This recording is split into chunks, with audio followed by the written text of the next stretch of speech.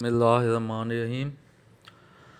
سال اول second year حصہ نظم میں سے یہ ٹاپک لیا گیا ہے۔ نظم کا عنوان ہے خطاب جوانان اسلام، اور مصنف کا نام ہے علامہ محمد اقبال۔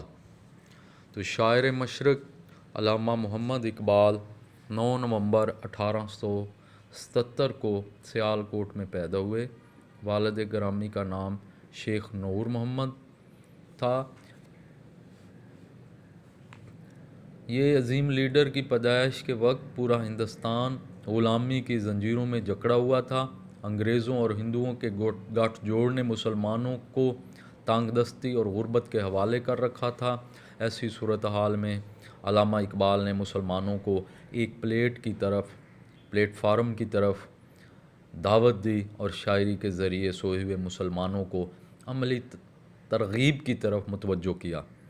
برصغیر کے مسلمانوں نے 200 سال سے غلامی کی جو زنجیریں پہن رکھی تھیں، علامہ اقبال کی شاعری نے ان زنجیروں کو توڑ دینے کے لیے عملی اقدامات کیے۔ سر سید خاں کے بعد علامہ اقبال قائد اعظم لیاقت علی خان اور دیگر مسلمانوں کی کوششوں سے پاکستان کے مطالبے کو تسلیم کیا گیا۔ ایک ہوں مسلم حرم کی پاسبانی کے لیے، نیل کے ساحل سے لے کر تاب خاک کاشغر۔ علامہ اقبال کی ذاتی کوششوں مسلمان جاگ اٹھے اور جدوجہد شروع کی، منزل قریب آنے لگی۔ آپ 21 اپریل 1938 کو پاکستان کے قیام سے پہلے ہی اپنے خالق حقیقی سے جا ملے۔ ان کی کتابیں بانگ درا، ضرب کلیم، اسرار خودی، جوید نامہ، بال جبریل مسلمانوں کے لیے کسی تحفے سے کم نہیں۔ ان کی بے شمار نظمیں لوگوں کو ازبر ہوئیں۔ ان کے کلام میں مسلمانوں کی آزادی کی بات کی گئی، اور ان کی فارسی کلام کی خوبصورتی ہے کہ ایران والے انہیں بہت بڑا بلند مقام عطا کرتے ہیں۔ علامہ اقبال کے نظریات سے مسلمانوں کو اس قدر رہنمائی حاصل ہوئی کہ 14 اگست 1947 کو پاکستان بن گیا۔ آپ کا مزار بادشاہی مسجد لاہور کے پہلو میں ہے۔ تو نظم جو ہے اس کا خلاصہ کچھ یوں ہے: خطاب جوانان اسلام۔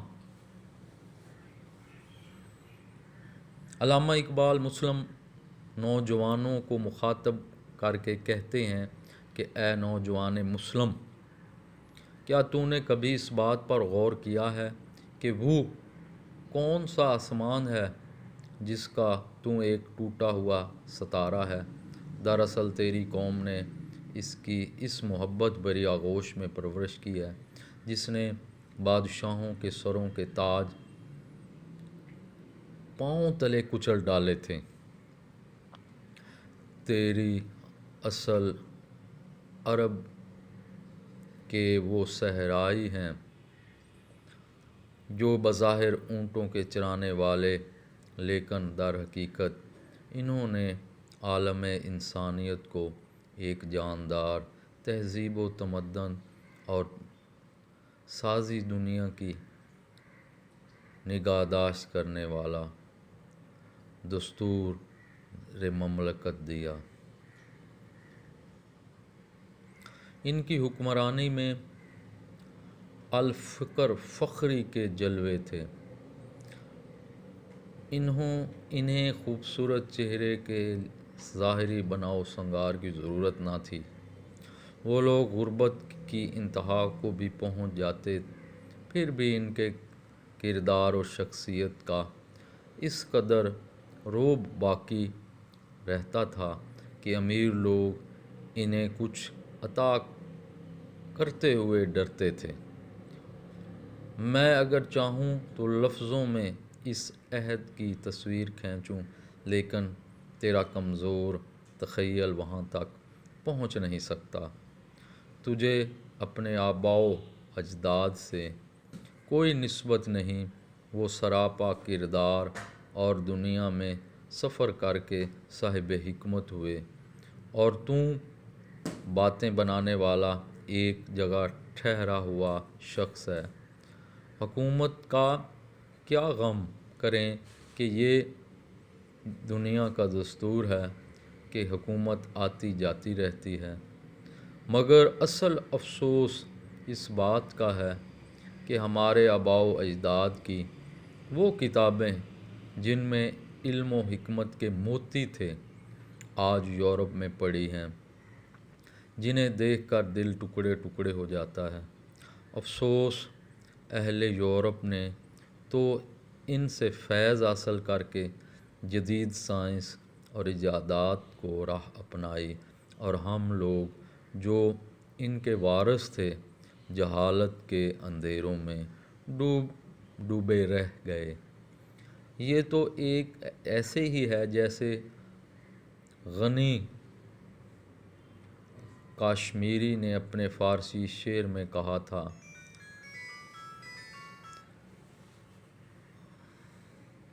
غنی کشمیری نے اپنے فارسی کلام میں کہا تھا، اے غنی کانان کے بوڑھے، یعقوب کے بدقسمتی کو دیکھ کے وہ تو یوسف کے دیدار تمنا میں نابینا ہو گیا، لیکن زلیخا غیر ہو کر اس کے دیدار سے اپنی آنکھیں روشن کیے ہوئے ہے۔ مرکزی خیال اس نظم کا کچھ یوں ہے: ہمارے اسلاف باعمل، باکردار اور اعلیٰ اخلاق کے پیکر تھے، جبکہ آج کی نئی نسل صرف باتیں کرنا ہی جانتی ہے۔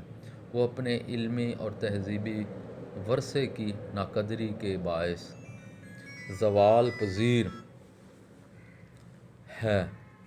تو یہ مرکزی خیال ہے اس نظم کا۔